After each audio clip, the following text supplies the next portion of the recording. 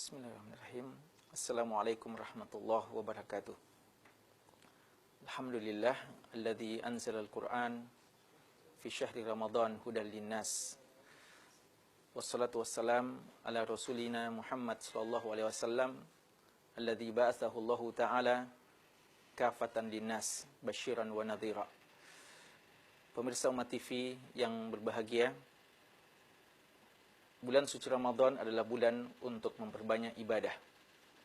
Begitu banyak ibadah yang kita dianjurkan melaksanakannya dengan kualitas yang terbaik di bulan ketaatan ini.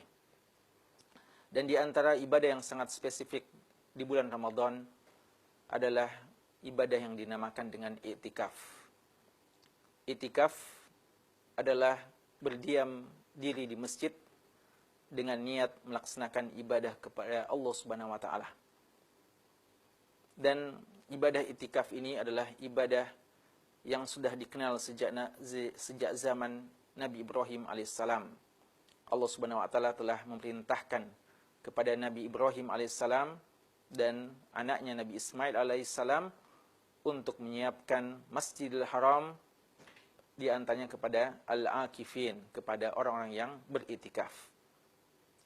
Ibadah iktikaf ini sangat dikenal di umat Nabi Muhammad sallallahu alaihi wasallam. Nabi kita sallallahu alaihi wasallam adalah panutan kita dalam ibadah yang satu ini. Beliau sallallahu alaihi wasallam sejak masuk ke Madinah, beliau tidak pernah meninggalkan ibadah iktikaf. Karena ibadah iktikaf pada hakikatnya adalah kebutuhan seorang manusia kepada hamba Allah Subhanahu wa taala. Setiap kita butuh ketenangan. Setiap kita butuh waktu untuk kita konsentrasi bermunajah kepada Allah Subhanahu wa taala. Namun aktivitas duniawi yang begitu menyibukkan ini kadang melalaikan kita dan melupakan kita dari Allah Subhanahu wa taala. Kita kadang sholat, kadang membaca Al-Qur'an, melakukan ibadah-ibadah yang sepertinya kepada Allah, namun masalah-masalah dunia juga masih hinggap di benak kita. Kita tidak bisa khusyuk dan konsentrasi dalam melaksanakannya. Maka ibadah yang satu ini sangat membantu kita untuk bisa fokus beribadah kepada Allah Subhanahu wa taala. Dan inilah hajat setiap manusia. Oleh karenanya, seluruh manusia butuh yang namanya i'tikaf, konsentrasi berhubungan dengan Allah Subhanahu wa taala. Cuma kadang hal ini tidak tersalurkan dengan baik. Oleh karenanya Allah Subhanahu wa taala menamakan mereka-mereka yang beribadah dengan khusyuknya di berhala-berhala mereka juga dengan kata-kata i'tikaf.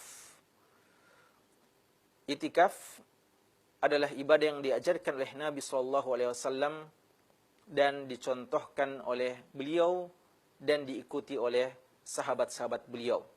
Dan seluruh istri beliau pun ikut beriktikaf. Artinya i'tikaf ini juga dianjurkan untuk kaum wanita.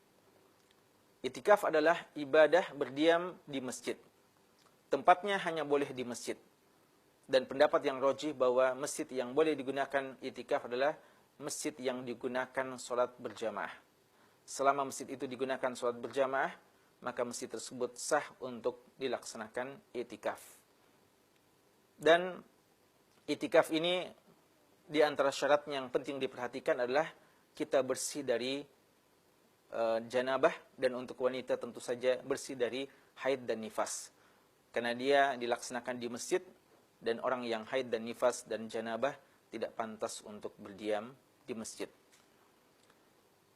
Ibadah i'tikaf ini kita diperintahkan untuk melaksanakannya di 10 akhir bulan suci Ramadan. Atau kita dianjurkan melaksanakannya di 10 akhir bulan suci Ramadan. Dalam hadis yang diriwayatkan oleh Abu Sa'id Al-Khudri radhiyallahu anhu disebutkan bahwa Nabi SAW pernah beriktikaf sejak awal Ramadan. Kemudian beliau beriktikaf di 10 pertengahan bulan Ramadan. Dan akhirnya beliau diberitakan bahwa Lailatul Qadar yang kamu cari itu adanya di 10 malam terakhir di bulan Ramadan. Dan akhirnya sejak itu beliau tidak pernah beriktikaf kecuali di 10 akhir bulan Ramadan. Dan i'tikaf ini syaratnya yang terpenting adalah berada di masjid. Dan tidak dibolehkan seorang pun untuk keluar di masjid tanpa alasan yang membolehkannya. Di antara alasan yang membolehkannya, kata ulama kita, adalah buang hajat. Dan juga dibolehkan untuk keluar karena persoalan makan. Ya, umpamanya seorang yang mau berbuka puasa, lalu tidak mendapatkan sesuatu yang bisa dikonsumsinya di masjid, maka dibolehkan bagi dia keluar untuk sekadar mengambil hajatnya, makan, buka puasa atau sahur, lalu setelah itu dia wajib untuk kembali ke masjid tanpa melakukan aktivitas yang lainnya. Seorang yang beriktikaf diperintahkan untuk memperbanyak amal-amal soleh. Selama dia berdiam di masjid, selama 10 hari, 10 malam, dimulai di malam ke-21, dan sebagian ulama kita membolehkan di subuh hari, di tanggal 21 Ramadan, kita dianjurkan memperbanyak ibadah-ibadah di masjid tersebut.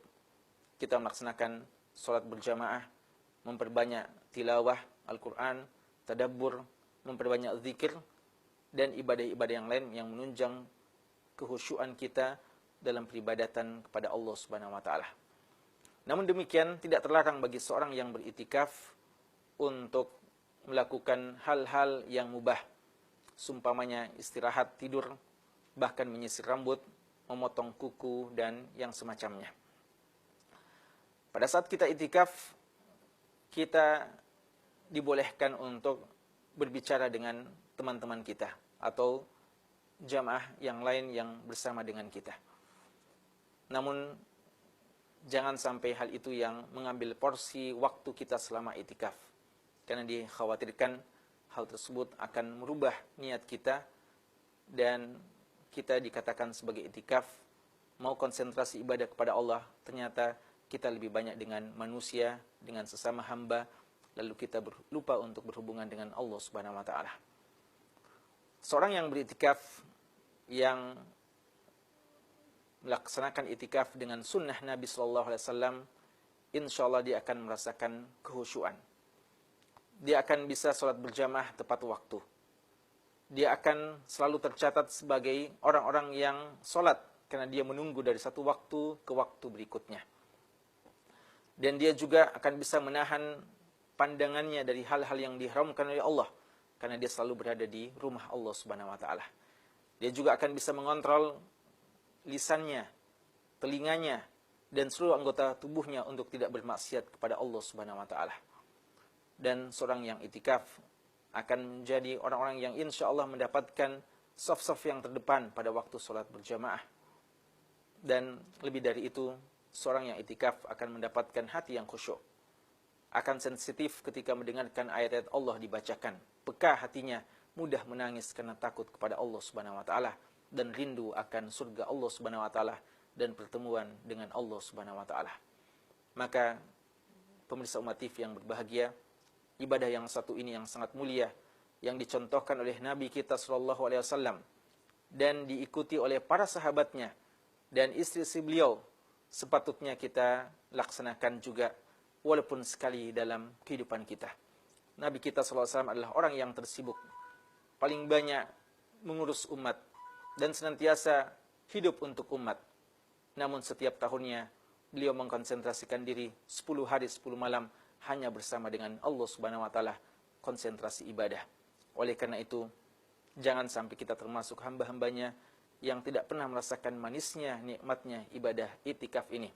Imam Az-Zuhri, seorang tabi'in yang mulia, pernah mengatakan, alangkah herannya umat Islam hari ini. Mereka telah meninggalkan ibadah iktikaf. Padahal Nabi SAW, sejak beliau hijrah ke kota Madinah, beliau tidak pernah meninggalkan ibadah iktikaf setiap tahunnya hingga beliau diwafatkan oleh Allah Subhanahu wa taala. Semoga kita bisa termasuk orang yang menghidupkan sunnah Nabi SAW, terutama di bulan Ramadan ini dengan ibadah iktikaf, dan untuk mendapatkan malam yang mulia, malam Lailatul Qadar, karena Nabi SAW tidaklah beriktikaf kecuali untuk mendapatkan malam yang lebih baik dari 1000 bulan tersebut. Semoga kita termasuk mereka-mereka yang cinta akan sunnah-sunnah Nabi SAW dan mau menghidupkannya dalam kehidupan kita, dan semoga iktikaf kita menjadi wasilah untuk mendapatkan malam Lailatul Qadar. Waffaqanallahu wa iyyakum lima yuhibbu wa yarda. Wassallallahu ala nabiyina Muhammadin wa ala alihi wasahbihi wasallam.